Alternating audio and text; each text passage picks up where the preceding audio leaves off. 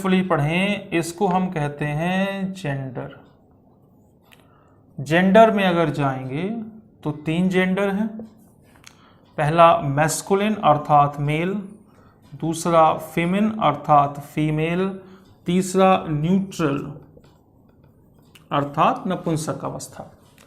Mail और female, इनके लिए एक और जेंडर आता है कॉमन, और कॉमन जेंडर में आप ह्यूमन कॉमन और नॉन ह्यूमन कॉमन के साथ जाते हैं। ये आपका चार्ट बनेगा, तो इसको आप बना लेंगे, ह्यूमन कॉमन और नॉन ह्यूमन कॉमन। अब यहाँ पे जो कहानी है, जो समझने वाली बात है वो ये है कि सपोज दैट ह्यूमन कॉमन में आप बात करते हैं, डॉक्टर हो गया, टीचर हो गया, स्टूडेंट हो गया, इनका जेंडर नहीं क्लियर है, तो फिर हम उनको किसके साथ जोड़ते हैं? मेल के साथ। Non human common, suppose that आपका डॉग हो गया, सिटी हो गया, इनका जेंडर नहीं क्लियर है, तो इनको हम कहाँ जोड़ते हैं? इनको हम जोड़ते हैं न्यूट्रल के साथ। अब कुछ चीजें जो पर्सोनिफाइड होती हैं, पर्सोनिफाइड का मतलब जो मानवीकृत होती हैं, तो मानवीकृत अवस्था हमेशा आपकी जो होती है वो ह्यूमन की तरह ट्रीट होती है, तो उसको आप मैस्कुलिन या फेमिन दोनों में ले सकते हैं। जैसे कि हम मानते हैं भारत माता, मदर इंडिया बोलते हैं, तो इंडिया एक फिजिकल ज्योग्राफी है, लेकिन ऐसी पोजीशन में आप जब बात करते हैं तो मदर इंडिया हमारे इमोशंस के साथ कनेक्टेड होने की वजह से आप उसको शी के साथ जोड़ सकते हैं। तो कुछ चीजें, कुछ एग्जाम्पल्स के थ्रू हम लोग और अच्छा समझें। जैसे a famous doctor was busy till late night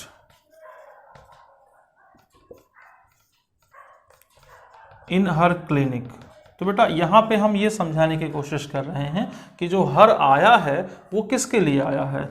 जो हर आया है वो फेमस डॉक्टर के लिए आया है, और डॉक्टर का यहाँ पे जेंडर नहीं दिया। तो जब जेंडर नहीं दिया तो इसका मतलब यहाँ पे जो आपका डॉक्टर है ये मैस्कुलिन सेक्शन में चला जाएगा और ये हिज के लिए यूज होगा। तो a famous doctor was busy till late night in his clinic होगा, ना कि हर क्लिनिक होगा। ठीक है। जैसे India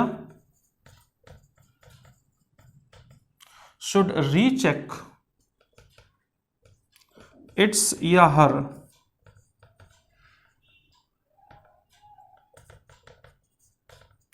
foreign policy with Pakistan. तो यहां ये दोनों सही हैं। हर इसलिए सही है क्योंकि हमने क्या काम किया? इंडिया को पर्सोनिफाइड किया। चूंकि इंडिया नॉन फिजिकल है तो इट्स के मोड भी आपके एक्सेप्टेबल होते हैं। तो ये हमने दोबारा बताने की कोशिश की आपको कि देखो जेंडर मेल, फीमेल और न्यूट्रल 3 टर्म में आपका डिवाइडेड है। मेल और फीमेल को लेकर कॉमन जेंडर आता है। कॉमन जेंडर में एक जेंडर आपका ह्यूमन कॉमन होता है। ह्यूमन कॉमन अगर जेंडर स्पेसिफाइड नहीं है तो मेल होगा। नॉन ह्यूमन अगर जेंडर स्पेसिफाइड नहीं है तो फीमेल, सॉरी जेंडर स्पेसिफाइड नहीं है तो आपका जो है वो भी न्यूट्रल होगा। फीमेल के साथ कंडीशन ये बनती है कि अगर आप फीमेल के साथ जाते हैं तो वो वहां पे क्लियर होना चाहिए सेंटेंस में। आगे बात करिए। नाउन में लास्ट पॉइंट है आपका केस। केस को हम लोग कारक कहते हैं। केस को बहुत विस्तार से चर्चा करने के लिए आप प्रोनाउन तक का वेट करेंगे। केस में नॉमिनेटिव, पजेसिव, ऑब्जेक्टिव 3 केस होते हैं। आप जब नाउन केस की बात करते हैं तो आपको पढ़ना है use of apostrophe S,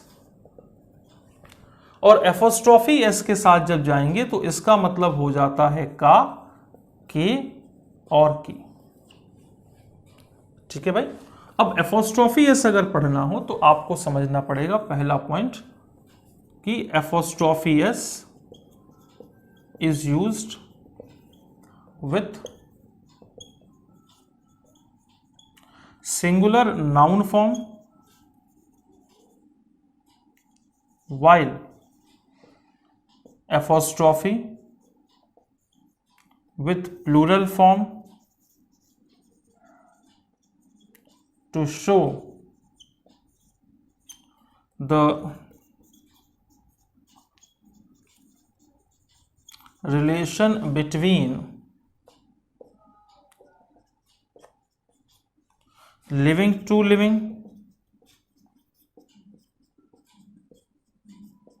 living to non-living, and big to small। ये बड़ा ही छोटा लेकिन बहुत इंपॉर्टेंट पॉइंट है, आप लोग इसको नोट जरूर करें कि apostrophe S is used with singular noun form while apostrophe with plural form to show the relation between living to living, living to non living and big to small. ध्यान से note करेंगे।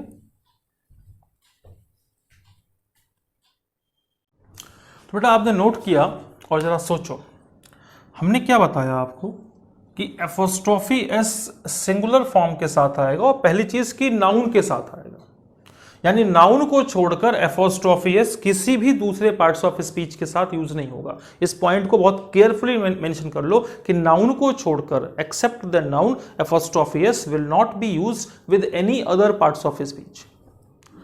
तो अगर हम बात करते हैं कि एपोस्ट्रॉफी एस आपका सिंगुलर के लिए, तो हमने अगर बोला राम्स वर्क तो हम सही हैं, हमने अगर बोला पीपल्स व्यू तो हम गलत हैं, क्योंकि पीपल आपका प्लूरल है, तो ऐसे केस में पीपल्स व्यू के साथ आप जाएंगे। मतलब एपोस्ट्रॉफी एस का जो यूज होगा वो सिंगुलर के लिए और एपोस्ट्रॉफी का प्लूरल के लिए। ये कॉन्सेप्ट ये कहता है कि आपको अगर कहीं भी एक नाउन मिलता है और उसके बाद दूसरा नाउन मिलता है या फिर एडजेक्टिव मिलता है, तो ऐसे केस में इन दोनों को इंटरकनेक्ट करने के लिए आप एपोस्ट्रॉफी एस की जरूरत महसूस करेंगे, अगर बीच में कहीं कोई लिंकिंग वर्ड नहीं दिया हो, मतलब प्रीपोजिशन या कंजंक्शन वगैरह नहीं दिए। अब हमने कहा कि एपोस्ट्रॉफी एस नाउन के साथ आता है, तो आपको एक समझनी पड़ेगी कि एपोस्ट्रॉफी एस के अलावा ऑफ का जो मतलब होता है वो भी काके की होता है। तो अब कंफ्यूजन्स आती हैं स्टूडेंट में, तो इसको हम यहां क्लियर कर लें कि apostrophe S end of with noun form. अब नाउन के लिए किस तरीके से विद नाउन्स कर लीजिए, नाउन फॉर्म की जरूरत नहीं है। तो नाउन्स के साथ एपोस्ट्रॉफी एस और ऑफ किस तरीके से। तो बेटा यहाँ पे हमने समझाने की आपको कोशिश की कि देखो proper noun, common noun, collective, material, abstract में अगर प्रॉपर के साथ जाओगे तो लिविंग टू नॉन लिविंग। जैसे बताया हमने आपको क्या कि केजरीवाल से दिल्ली और दिल्ली ऑफ केजरीवाल। आप प्रॉपर से कॉमन जोड़ेंगे कि राम्स ब्रदर, उल्टा कर देंगे ब्रदर ऑफ राम। आप कॉमन में आ जाइए, लिविंग से नॉन लिविंग और नॉन लिविंग से लिविंग, यहां भी रिलेशन आपका आएगा, यहां से यहां आएंगे तो एपोस्ट्रॉफी एस, यहां से यहां जाएंगे तो ऑफ। कि टीचर्स पेन, उल्टा कर दीजिए पेन ऑफ टीचर। कलेक्टिव के साथ जाएंगे, ग्रुप से इंडिविजुअल अगर आप चल रहे हैं कि आर्मीज सोल्जर, उल्टा कर दीजिए सोल्जर ऑफ आर्मी। और इन दोनों मटेरियल और एब्स्ट्रैक्ट के साथ किसी तरीके के एपोस्ट्रॉफी की जरूरत नहीं है, कि मतलब गोल्ड्स रिंग की जरूरत नहीं है, गोल्ड रिंग या गोल्डन रिंग में काम चल जाएगा। तो ये केस आपका इंपॉर्टेंट है। लेकिन इसके बाद जो एक लास्ट पॉइंट बच गया, वो जिसमें आप लोग डाइवर्टिव यूज की बात करते हैं, उसके ऊपर ज्यादा काम करना है, उस पर देखा जाए। यहां पे हम एपोस्ट्रॉफी एस को लेकर जो एडवांस टर्म्स हैं उसके ऊपर बात करेंगे, थोड़ा दिमाग लगाइएगा। ये एपोस्ट्रॉफी एस का दूसरा पॉइंट हो गया। एग्जाम्पल देखें, Ram's and Sita's story is the Ramayan. अब यहां एक चीज समझो, Ram's and Sita's story is the Ramayan. Ramayan न अकेले राम की कहानी है, न अकेले सीता की। अगर ऐसी पोजीशन आती है कि किसी एक चीज पर एक से ज्यादा नाउन का कॉमन क्लेम होता है, कॉमन क्लेम, तो ऐसी पोजीशन में एपोस्ट्रॉफी हमेशा आखिरी वाले के साथ आता है, यानी राम एंड सीताज स्टोरी होगा, न कि राम्स एंड सीताज स्टोरी। ये तब तक है जब तक कि आप कॉमन क्लेम की बात करते हैं। जैसे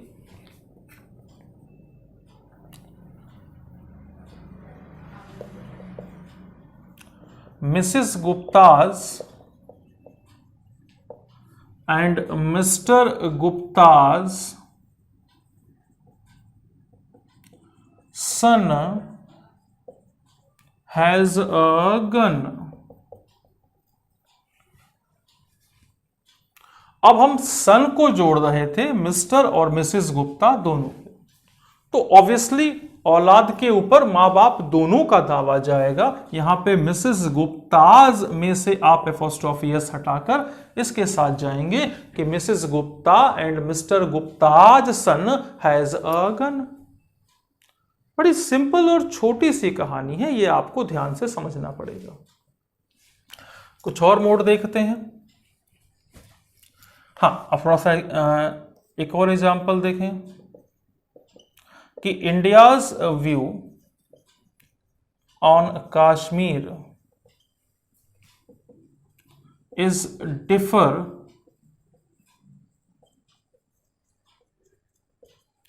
देन पाकिस्तान।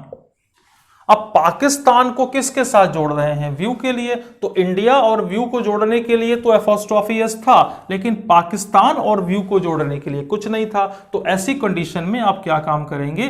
पाकिस्तान के साथ जाएंगे और पाकिस्तान्स, जैसे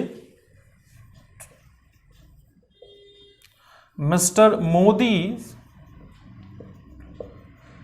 vision is to make India great. तो मिस्टर मोदी नाउन है, विजन नाउन है, हम यहां पे दोनों को कनेक्ट करेंगे। Mr Modi's vision is to make India great.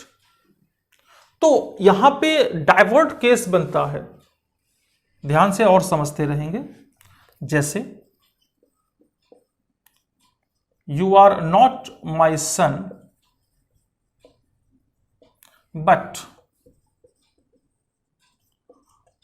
Of my friend. अब यहां पे ध्यान से समझें, you are not my son but of my friend. अगर हम यहां से ऑफ हटा दें तो रिलेशनशिप चेंज हो जाएगा कि सन नहीं हो, फ्रेंड हो। लेकिन अगर ऑफ रखते हैं तो रिलेशनशिप जो है वो थोड़ा घूम जाएगा कि मेरे सन नहीं हो, मेरे फ्रेंड के सन हो। तो मेरे फ्रेंड और सन को कोरिलेट करने के लिए यहां पे हम एपोस्ट्रोफी एस का यूज करेंगे। तो सही केस बनेगा कि you are not my son but of my friends. यानी इस तरीके से केसेस आते हैं कि जब डाइवर्टिव केसेस बनता है तो एपोस्ट्रोफी एस हर जगह आता है। जैसे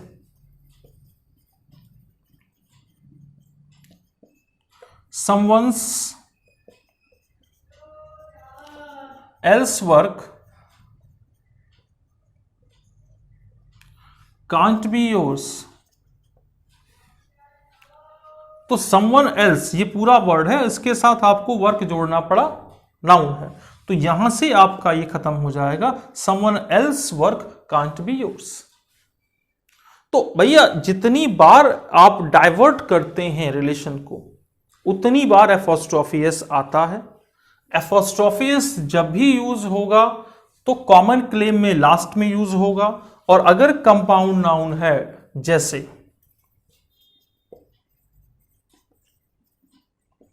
his mother's in-law house is like a little mouse। तो मदर्स इन लॉ ये पूरा नाउन है, हाउस आपका पूरा नाउन है। अब इनके साथ कोरिलेट करना है तो एपोस्ट्रोफी एस यहां नहीं आएगा भैया, मदर इन लॉज हाउस।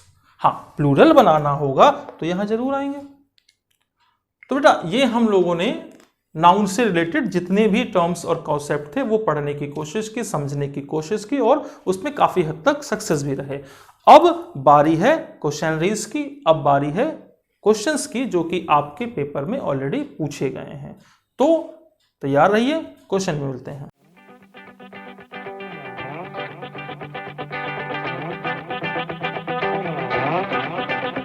सभी लोगों को नमस्कार। आप लोगों ने नाउन पे बहुत अच्छी चर्चा की, काफ़ी ज़्यादा आपको कॉन्सेप्ट बताए गए, चीज़ें आपके लिए अब पॉजिटिव हो गई होंगी ऐसा हम मान के चलते हैं। तो अब समय है क्वेश्चंस करने का, अब समय है अपने आप को जांचने का, अब समय है अपने आप को चेक करने का कि जो कुछ भी हमने पढ़ा वो हमें कितना लाभ देगा, हमारे लिए कितना बेनिफिशियल है। तो बच्चे लोग स्टार्ट करने वाले हैं क्वेश्चन बेस्ड ऑन नाउन, और अगर कोई प्रॉब्लम है नाउन की तो वो आज के बाद नहीं रहेगी, ऐसा हम आपको यकीन दिला सकते हैं। बेटा पहला क्वेश्चन देखेंगे सभी लोग। पहला क्वेश्चन कहता है Sneha has read pages after pages. तो यहाँ आपको हमने नाउन में नंबर में बताया था कि जब आप एक प्रीपोजिशन से दो नाउन कनेक्ट करते हैं तो उस केस में दोनों के मोड सिंगुलर रहते हैं। ये जो आपने पेजेस आफ्टर पेजेस किए हैं ये पेज आफ्टर पेज में कन्वर्ट हो जाएगा। ठीक है भाई। अगला क्वेश्चन है arms was given to the beggar. अब ये आर्म्स का मतलब होता है भिक्षा। ये कुछ उसी तरीके से है जिस तरीके से आपका पीपल है, कैटल है, जेंट्री है, यानी कि ये आपका एक प्लूरल नाउन है और इसके प्लूरल होने की वजह से ये जो आप वॉज देख रहे हैं ये आपका वर में कन्वर्ट होगा। तो आपको लिखना पड़ेगा आर्म्स वर गिवन। ठीक है भाई। अगला क्वेश्चन है कि whenever Sohan goes to Mumbai he stays in 5 stars hotel. आप यहां देख रहे होंगे कि एक होटल है जिसका एडजेक्टिव है 5 स्टार। तो 5 स्टार ये अलग अलग नहीं है, वो 5 स्टार एक साथ एडजेक्टिव की वैल्यू दे रहे हैं होटल के लिए, इसलिए आप स्टार्स में से एस को हटा देंगे और सही केस होगा 5 स्टार होटल्स। अगला आपका क्वेश्चन है the company has ordered some new equipments. Problem यहां है बेटा इक्विपमेंट्स जो वर्ड है ये गलत होता है। इक्विपमेंट अपने आप में कलेक्टिव नाउन है जो कि अपने अंदर काफ़ी सारे टूल्स एंड टर्म्स को कैरी करती है। तो इसलिए ये जो आपने इक्विपमेंट्स वर्ड यूज़ किया है ये इक्विपमेंट्स में से एस को हटा देंगे और ये आपका वर्ड यूज़ होगा इक्विपमेंट। अगला क्वेश्चन है he was advise to take 2 spoonsful of medicine 3 times a day। आपने वर्ड यूज किया स्पून्सफुल और ये गलत वर्ड है। अगर आप एस यूज करेंगे ऐसी कंडीशन में कपफुल्स, स्पून्सफुल्स, तो यहाँ जो आपका एस है वो आखिर में जाएगा, यानी आपका सही केस बनेगा 2 स्पूनफुल्स। ये ध्यान देने वाली बात है, छोटी सी बात है, लेकिन आप अगर इस पे नहीं अपना दिमाग रखते हैं, अपने आप को कंसंट्रेट नहीं करते हैं, अपने आप को फोकस नहीं करते हैं बेटा तो गड़बड़ होगी। हमें पूरा उम्मीद है कि पिछले 5 क्वेश्चन आपको दिक्कत नहीं दिए होंगे। ईश्वर करे कि ये 5 क्वेश्चन भी आपको दिक्कत ना दें। तो अब ये 5 क्वेश्चन में छठा क्वेश्चन है the police have received important informations that can help them solve the murder case. आप देखो इंफॉर्मेशंस की अगर आप बात करो तो इंफॉर्मेशंस एब्स्ट्रैक्ट केस का नाउन है, और अगर ये एब्स्ट्रैक्ट केस का नाउन है तो मतलब क्लियर है कि इंफॉर्मेशन का प्लूरल नहीं बनेगा। इसका मतलब इंफॉर्मेशंस ना होके इंफॉर्मेशन शब्द का यूज किया जाएगा। अगला क्वेश्चन है anyway strikes a woman when she sees her husband talking to another woman. आप वर्ड यूज कर रहे हो एनवे।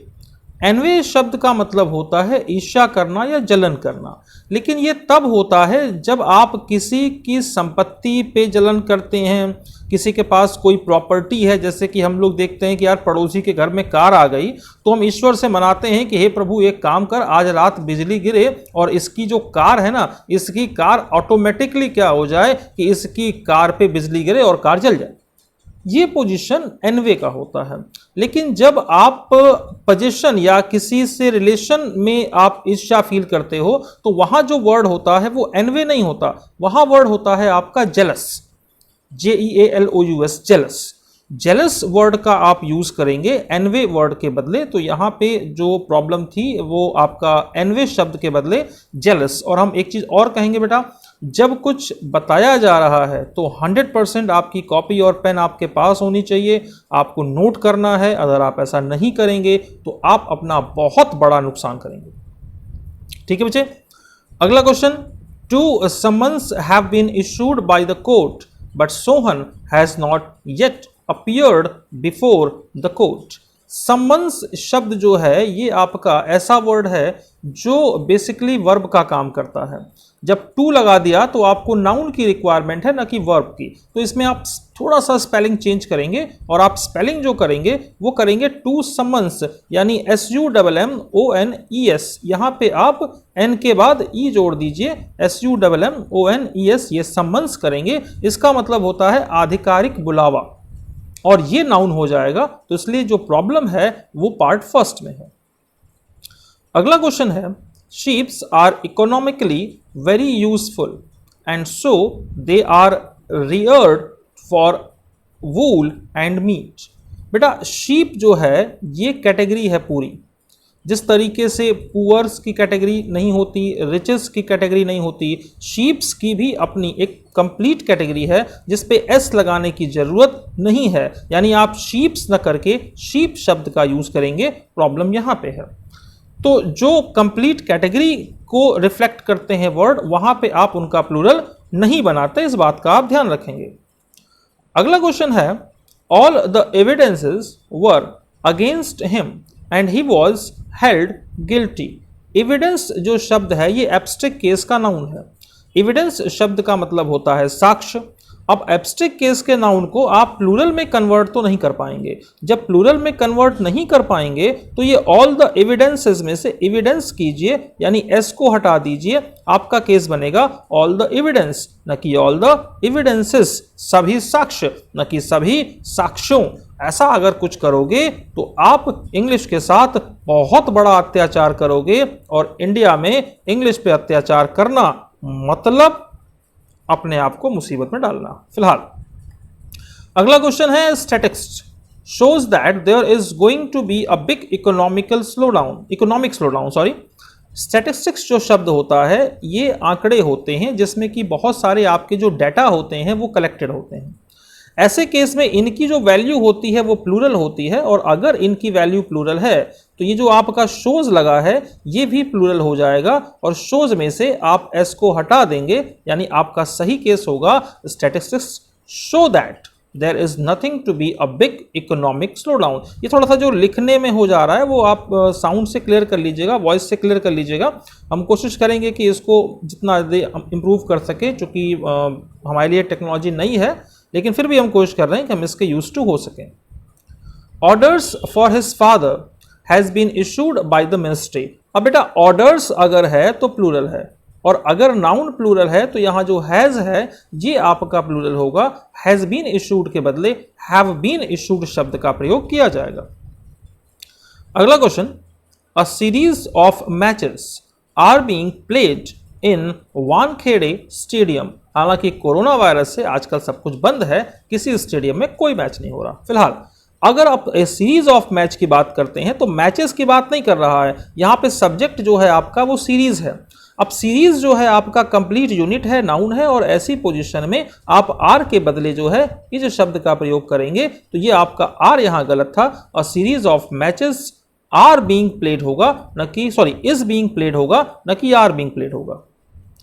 अगला क्वेश्चन है, the 20 days tour in the southernmost part of the country were very interesting।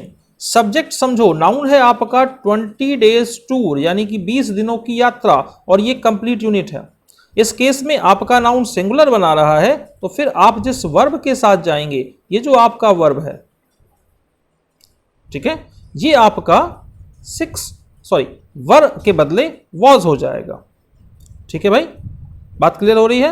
आप यहां क्या काम करेंगे, इस क्वेश्चन में वर के बदले वॉज करेंगे, क्योंकि 20 days टूर आपका जो है वो क्या हुआ भाई, एक कंप्लीट यूनिट है।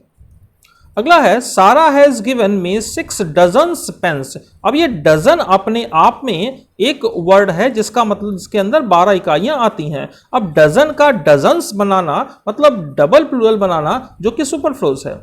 ऐसे मोड में आप यहां डजन्स में से एस को हटा देंगे, 6 डजन होगा, न कि 6 डजन्स होगा। बेटा ये क्वेश्चन जो हम लोग डिस्कस कर रहे हैं ये थोड़ा सा आप ध्यान रखेंगे, क्योंकि जो क्वेश्चन आपके सामने डिस्कस किए जा रहे हैं वो बड़े इंपॉर्टेंट हैं। अगला जो क्वेश्चन है वो क्वेश्चन नंबर 16 है आपका, और क्वेश्चन नंबर 16 कहता है कि there are 2 scores of books which are laying unused in the library. 2 scores, score जो शब्द है वो बुक के साथ जुड़कर एडजेक्टिव का काम कर रहा है, इसलिए स्कोर्स ना होके स्कोर हो जाएगा। अगला question, although she has studied English for almost a year she is yet to learn the alphabets. देखो, अल्फाबेट अपने आप में एक कंप्लीट वर्ड है जिसके अंदर इंग्लिश और हिंदी सबके हर लैंग्वेज के अलग अलग अल्फाबेट होते हैं, वर्णमाला ये कंप्लीट होता है। अब अल्फाबेट का प्लूरल मोड नहीं बन सकता, इसलिए आप अल्फाबेट्स में से एस को हटा देंगे, she is yet to learn the alphabet शब्द के साथ आप जाएंगे। अगला क्वेश्चन है, it is never my business to give an advice to those who are not sensible enough to deal with their own problems. आपको हमने बताया था कि एडवाइस हो गया, न्यूज हो गया, इस तरीके के जो शब्द हैं आपको वो अ पीस ऑफ या पीसेस ऑफ के साथ जाते हैं। क्योंकि एडवाइस का एक पार्ट ही कोई आपको दे पाएगा, कंप्लीट एडवाइस आपको कभी कोई दे ही नहीं पाएगा। ऐसी कंडीशन में आप क्या काम करेंगे, एन एडवाइस न करके अ पीस ऑफ एडवाइस के साथ जाएंगे। ये आपके लिए सही क्वेश्चन होगा, सही आंसर होगा। अगला है, I don't think it is your book, it is somebody's else. और अभी हम लोगों ने इसको केस के अंदर पढ़ा हुआ है कि समबडी एल्स, नोबडी एल्स में अगर फर्स्टॉफी एस आएगा तो वो हमेशा आखिर में, यानी कि समबडीज से आप खत्म कर देंगे फर्स्टॉफी एस और एल्स के साथ जाएंगे, समबडी एल्स के साथ यूज किया जाएगा। अगला वर्ड है, children are prone or to making mischiefs if they have nothing to do. Mischief शरारत एब्स्ट्रैक्ट केस का नाउन है, इसके प्लूरल फॉर्म के साथ नहीं जाएंगे, इसलिए मिसचीफ्स में से आप एस को हटा देंगे, सही केस होगा आपका मिसचीफ। तो ये आपने देखा कि क्वेश्चंस इतने तकलीफ दे नहीं हैं। जो आपने पढ़ा है, अगर वहाँ से आपने कॉन्सेप्ट अपना डेवलप किया है, अगर वहाँ से अपने आपने मेहनत की है, थोड़ा सा अपने आप को और इम्प्रूव करने की कोशिश की है, तो ऐसा कुछ नहीं है जो आपको ना आए। अगला है आपका, owing to his heavy engagement he could not write even the 2/3 of the book which the publication was expected before January. हमने बोला 2/3, ये जो आप वर्ड यूज करें ना 2/3, ये 2/3, ये प्लूरल फॉर्म में यूज होगा। अब आप 2/3 मतलब जो थर्ड हो गया, जो 2 का तिहाई हिस्सा, मतलब कि एक नहीं एक से ज्यादा है, ऐसे केस में आप 2/3 ना यूज करके 2/3 के साथ जाएंगे, सही केस होगा even the 2/3 of the book. ठीक है भाई। The brethren of this society are always at daggers drawn without any apparent reason। अगला क्वेश्चन है, देखो brethren शब्द का मतलब होता है भाईचारा। ब्रदर्स जो होते हैं वो सगे भाई होते हैं, लेकिन जो लोग सगे भाई नहीं होते हैं, भाइयों की तरह रहते हैं, वो ब्रेदरन कहलाते हैं।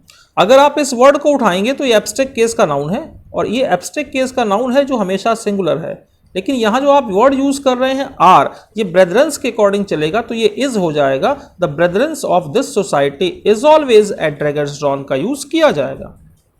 ठीक है बच्चा। अगला क्वेश्चन है, the sceneries of Kashmir is more beautiful than that of the Darjeeling. सबको पता है कि सीनरीज की बात किया और कश्मीर के साथ जोड़ा तो नॉन फिजिकल केस बनेगा, सीनरीज के बदले सीनरी शब्द का यूज किया जाएगा, और ये बातें हम लोगों ने अपनी क्लास में डिस्कस की हुई हैं।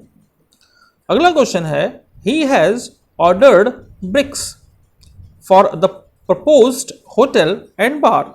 ब्रिक्स जो शब्द है ये आपका कंपाउंड केस बनेगा। अब आपको ब्रिक्स नहीं है, ब्रिक्स चूंकि अगर आप यूज करते हैं तो कॉमन नाउन की तरफ आएगा, लेकिन ब्रिक्स में एक ही प्रकार की ईंटें नहीं होती हैं, इसलिए आप जो वर्ड यूज करेंगे इसमें आप यूज करेंगे ही has ordered pieces of BRICS. Pieces of BRICS का मतलब ये हो गया कि बहुत सारी ईंटें, चाहे वो किसी भी प्रकार की क्यों ना हो, क्योंकि मकान बनाने में, होटल बनाने में, घर बनाने में आपको काफी सारी प्रकार की ईंटों की आवश्यकता पड़ती है।